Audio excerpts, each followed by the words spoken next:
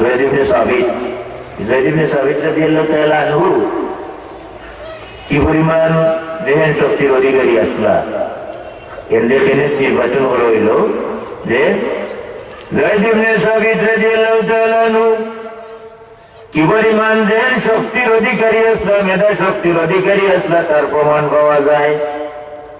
আল্লাহর নবী একদিন কইন, ও যায়েদ ইবনে সাবিত, আমার বউ চিঠি লেখানি লাগে ইহুদি হলে দি ইব্রানি ভাষায়, হিব্রু ভাষায়। যায়েদ ইবনে সাবিত রাদিয়াল্লাহু তাআলা আরবি ভাষার পণ্ডিত, আরবি ভাষার লেখারও পণ্ডিত, বুঝারও পণ্ডিত। সুবহানাল্লাহ। হুজুরে ফরমাইলেন, যায়েদ ইবনে সাবিত, ইব্রানি ভাষায়, হিব্রু ভাষায় আমার বউ চিঠি লেখানি লাগে, তখন ইহুদি হলে ডাকা লাগে। অনেক সময় আমার স্যাটিসফ্যাকশন হয় না, সন্তুষ্টি হয় না মনো। হে যায়েদ ইবনে সাবিত, তুমি ইব্রানি ভাষা শিখতে পারো না নি? সুবহানাল্লাহ। যায়েদ ইবনে সাবিত রাদিয়াল্লাহু তাআলা বলেন, হুজুরের কথাটাই আমার বড় দাগ কাটলো। আমি চেষ্টা আরম্ভ করে দিলাম, 15 দিনের মাথায় আমি ইব্রানি ভাষার, হিব্রু ভাষার পণ্ডিত হয়ে গেলাম। সুবহানাল্লাহ। আমি দেখতাম করি কতদিন বাদে আল্লাহর নবী এনে ডেকে বলেন, যায়েদ ইবনে সাবিত, সুরিয়ানি ভাষায় আমার কিছু চিঠি লেখা লাগে, তুমি সুরিয়ানি ভাষা শিখতে পারো না নি? যায়েদ ইবনে সাবিত রাদিয়াল্লাহু তাআলা আনহু বলেন, আমি লাগি গেলাম 17 দিনের মাথায় আমি সুরিয়ানি ভাষার পণ্ডিত হয়ে গেলাম। এত মেধা শক্তি, যে শক্তির অধিকারী। কারণ আল্লাহ নির্বাচন আগেও করিয়া রাখছেন, যদি এরা মেধা শক্তির মানুষ এই জমানাত না দিতা, তাহলে এমনিও যত মাই এটা যে ঘটলো নেই। আল্লাহর দয়া। সুবহানাল্লাহ। যায়েদ ইবনে সাবিত রাদিয়াল্লাহু তাআলা কেন হইল? আইলা দায়িত্ব দেওয়া হইল, কোরআন শরীফ জমা করা লাগবো। যায়েদ ইবনে সাবিত রাদিয়াল্লাহু তাআলা আনহু আবু বকর সিদ্দিক রাদিয়াল্লাহু তাআলা আনহুর মতো আপত্তি জানাই না, যে কাম আল্লাহর নবীর দ্বারা করা হয়েছেন, আল্লাহর নবী করছেন না, ই কাম আমি করতাম পারি না, আমি করতাম না। আবু বকর সিদ্দিক রাদিয়াল্লাহু তাআলা, ওমর রাদিয়াল্লাহু তাআলা দুইজনে পিড়াপিড়ি করেন। পিড়াপিড়ি করতে তাই রাজি হইলা নিম রাজি লাগা বাদে আইয়া কই বলে, না আমি রাজি হয়ে গেলাম, কারণ আল্লাহ তাআলা আমারও সিনা ইবিয়া করে কুলিয়া দিলেছে। সুবহানাল্লাহ। কুলিয়া দিলেছে, তাহলে বোঝা গেল আল্লাহ পাক রব্বুল আলামিনের পক্ষ থেকে ইশারা করছে কোরআন শরীফ জমা করার। করছে না? করছে। কিন্তু কেমন দৌড় দৌড়াইলা তাই কই। যায়েদ ইবনে সাবিত রাদিয়াল্লাহু তাআলা নিজে বর্ণনা করেন, যেদিন আমার উপরে এই দায়িত্বটা পড়লো, আমি যায়েদ ইবনে সাবিত এমন ভয় পাইলাম, আমার মনে হইল যদি আবু বকর রাদিয়াল্লাহু তাআলা আনহু আর ওমর রাদিয়াল্লাহু তাআলা আনহু এই দায়িত্বটা না যে আমারে একটা পাহাড় জায়গা তুলে ডুলাই দিবার দায়িত্ব দিলাইতা, তবু আমি যায়েদ ইবনে সাবিতর গেছে এটা সহজ মনে হইতো। কঠিন দায়িত্ব আমারে দিলা। হাসাতাই জমা করাত লাগলা না, কোরআন শরীফ জমা করে নিলেও একটা আয়াত গিয়া তাই সমস্যার বাজে পড়লা। আয়াতটা হইল, এই আয়াত শুধুমাত্র একজনের কাছে পাই, যে আয়াত যেই টুকরা না দেই এটার লগে তাই সাক্ষী বুঝে, সাক্ষী দুইজন সম্পর্ক। ই একটা আয়াত, এই আয়াতের ক্ষেত্রে একজন ছাড়া আর সাক্ষী পাওয়া যায় না। একজনও সাক্ষী। আয়াত হইল, লাকাদ জাআকুম রাসূলুম মিন আনফুসিকুম আযীযুন আলাইহি মা ইলা আখিরে। তওবার শেষ আয়াত। এই আয়াত যে একজনের কাছে আছে, আর কেউ এটার সাপোর্ট দিন না, কোনো সাক্ষীও দিন না। যায়েদ ইবনে সাবিত রাদিয়াল্লাহু তাআলা আনহু এই আয়াত আমি কবুল করি কিভাবে?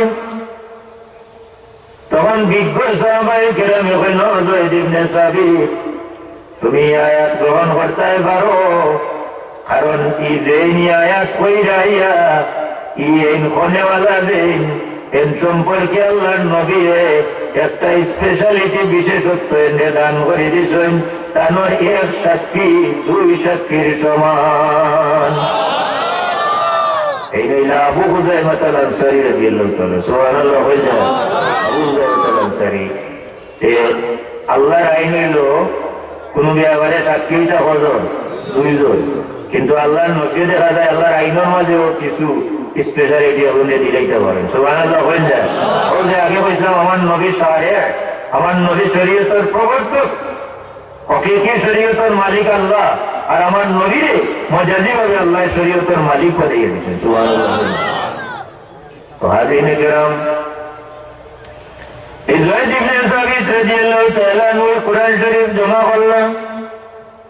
এখন ভাইলাম আমরা এটা নবীর জমানা কইছিল নি, মাতন যা কইছে নি না, ওই লোহার জমানা আবু বকর সিদ্দিক রাদিয়াল্লাহু তাআলা আনহুর জমানা। তাইলে লামি আইলো যারা হই নবীর জমানা নাই যে জিনিস নবী রাসূল পাক সাল্লাল্লাহু আলাইহি ওয়াসাল্লামের জীবদ্দশায় যে জিনিস প্রমাণিত নাই, এটা সব বেদাত। এরা এই সংজ্ঞা মানা যায় না, মানলে সীমিত হয়ে যাব, চলার মুশকিল হইব। এলাকি উলামায়ে কেরাম এই সংজ্ঞাত গুরুত্ব দিচ্ছেন। এর বাদে আবার কোরআন শরীফ এবার একত্রিত করা হয়েছে, ওটাও বেদাত। যদি এই সংজ্ঞাত পড়ে তাই ওটাও বেদাত পড়বো না, না ওটাও বেদাত মানতে হইব, বেদাত।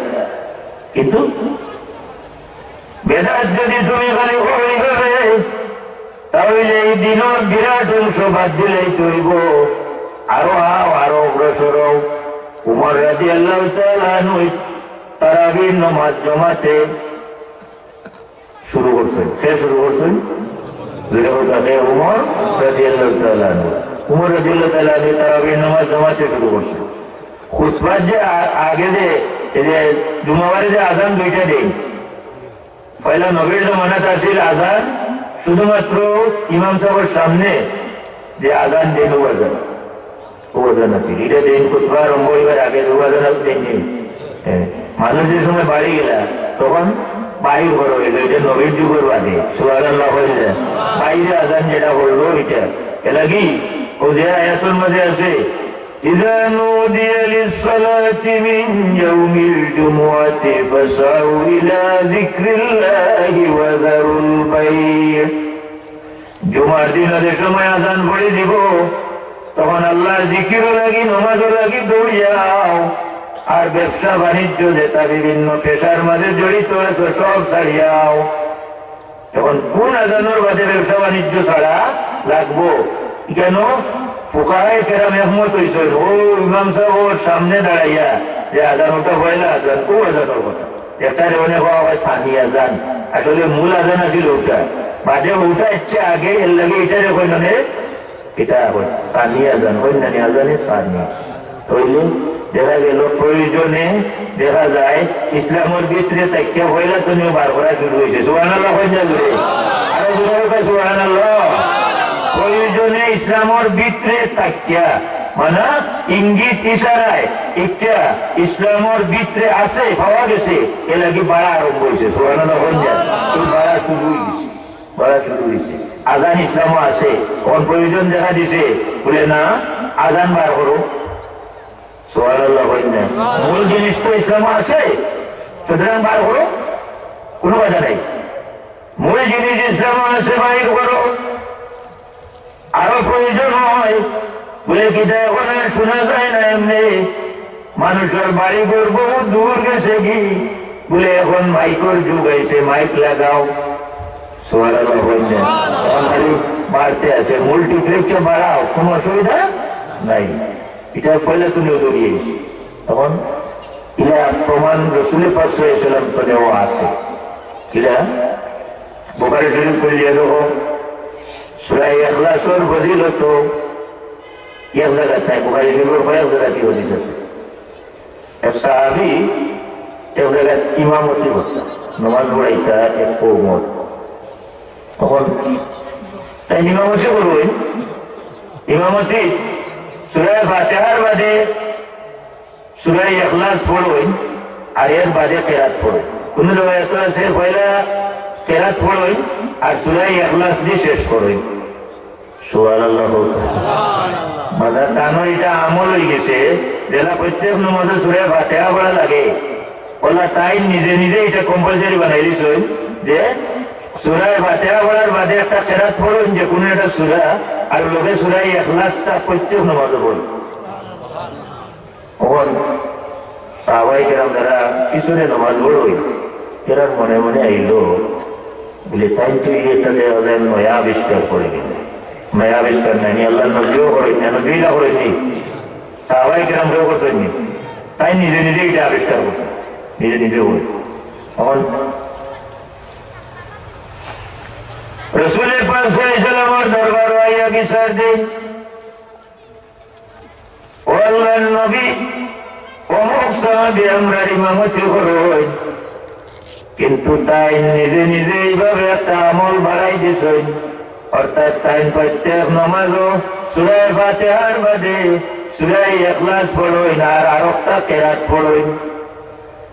হুজুর পাক সাল্লাল্লাহু আলাইহি ওয়াসাল্লাম এমনি ডাকাইয়া আনলা, আপনি এখন তুমি তা করো কেন? তাই জবাব দেন, ইন্নী উহিব্বুহা, ও আল্লাহর নবী আমি সূরা ইখলাসে বড় ভালো পাই, ভালোবাসি। সুবহানাল্লাহ। আল্লাহর নবী না করেন না, বাধাও দেন না, বরং সাপোর্ট দেন। আল্লাহর নবী ফরমায়েন, ও সাহাবী, এই সূরা ইখলাসের মহব্বতে তোমারে জান্নাতে লইয়া যাইব। তাহলে আল্লাহর নবী সাপোর্ট দিলা কেন? বলে কিন্তু মূল ঠিক আছে, সূরা ফাতিহার বাদে কেরাত পড়ো, পড়লা সূরা ফাতিহার বাদে সূরা ইখলাস যদি সব সময় কেউ পড়ে যায়, নামাজ কইতো না, এটা কইতে পারবানি, দেখে কবে সেটা বর্তমান দিয়ে কইতো না, এটা কইতে পারবানি। হ্যাঁ, বারবার পড়লে মকরুহ বেকার কিতাব হয়তো কইতে পারেন, কিন্তু নামাজ হইতো না, এটা বর্তমান দিতে পারবানি না। কিন্তু তাই নি কেন আরো কেরাতও বড়ই, আর ইফতারে কম্পালসারি বানাই দিছেন, যেটা নবীও করেন না, সাহাবায়ে কেরামও করেন না। আল্লাহর নবী দেখলা যে না, মূল ঠিক আছে, একটা মোহাম্মত তাই ইফতারে করই, ইফতার তানোর ছাড়াই যায় না। সুবহানাল্লাহ। ছাড়াই যায় না, আরো তার ভিতরে আছে, শরীয়তের ভিতরে আছে।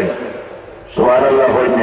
তাহলে এই অধিষ্ঠানে কিতাব আইলাম যে ভিতরে তাকিয়া আমার একটা বালা লাগছে, শরীয়তের উল্টাও না, নবীর আদর্শের উল্টাও না, ওই একটা বালা নিয়ে নবী তো নিয়েও প্রমাণ আসেনি না? আছে। ইলা পারছে যথেষ্ট। ইলা মূল ঠিক রাখিয়া কতটা যে বাড়াইছেন, নিজের ব্যক্তিগত বহুত আমল আছে, বহুত আমলের তখন রুদি হয়ে যায়, কিন্তু শরীয়তের ভিতরে আছে, ভিতরে আছে। আমি এটা যদি আপনারা একটা প্রশ্ন করি যে ইমাম মালিক সাহেবের জীবনীতে আছে, ইমাম মালিক সাহেব মদিনা শরীফ কোনদিন জুতা কিনছেন না, জুতা ভাবে আসছেন। ইমাম মালিক সাহেবের বাড়িও মদিনা শরীফ, জন্ম হয়ে ইমাম মালিক সাহেব সারা জীবন মদিনা শরীফ কাটাইছেন। সুবহানাল্লাহ। বাড়িও মদিনা শরীফ ওখানো, এমনকি তার জীবনে একবার মাত্র হজ করছে। মক্কা শরীফের মানুষে সবাই কিনার আরবের মানুষ হইয়া যে দেশ হজ চলে, এখানে তাই একবার হজ হয়েছে। তার দিকেই রইল যে ও ইমাম মালিক সাহেব, আপনি আরবের জমিনের মানুষ হইয়া একবার মাত্র হজ করলা, তার কারণ কিটা? তাই জবাব দিলা, পাল্টা প্রশ্ন করেন, হজ কবার ফরজ? কবার ফরজ? একবার। বলেতে আমি হজ করে দিয়েছি, ফরজ আদায় হয়ে গেছে। আমি চাই আল্লাহর নবীর শহর, আমি ইমাম মালিকের মৌতই তো আমি পছন্দ করি। সুবহানাল্লাহ। এখন আমার জানা নাই, যদি আমি বাড়িয়া যাই গিয়ে আর নবীর শহর মৌত না হইয়া অন্য জায়গাত মৌত, এটা আমি মালিকে পছন্দ করি না। সুবহানাল্লাহ। বুঝলে দেখি একটা বর্তমান দেবছে ইমাম মালিক সরে এখানে নবীর শহরের মহব্বত অবার করলা নিলা না, কিছু বাড়াই দিলা নিলা না, বাড়িয়ে দেন না, বাড়াইছেন। আরো বাড়াইছেন কিনা? জুতা বাবা দিন, নবীর সাহাবিও হলেও মদিনা শরীফ জুতা বাবা দিছে, বিষয় নিলে না, বিষয়। কিন্তু ইমাম মালিক সাহেব জুতা বাবা দিন না। ইমাম মালিক সাহেবকে প্রশ্ন করা হইল, ইমাম মালিক নবীর শহর, নবীর সাহাবায়ে কেরামেও জুতা পাওয়া দিয়ে হাঁটলা, ও ইমাম মালিক আপনি জুতা পাওয়া দিয়ে হাঁটুন না কেনে? ইমাম মালিক সাহেব জবাব দেন, যে জমিন সরকারে দুয়ার কদম পড়ছে এই জমিন ইমাম মালিকে জুতা বাবা দিয়ে আটটা পারেন না।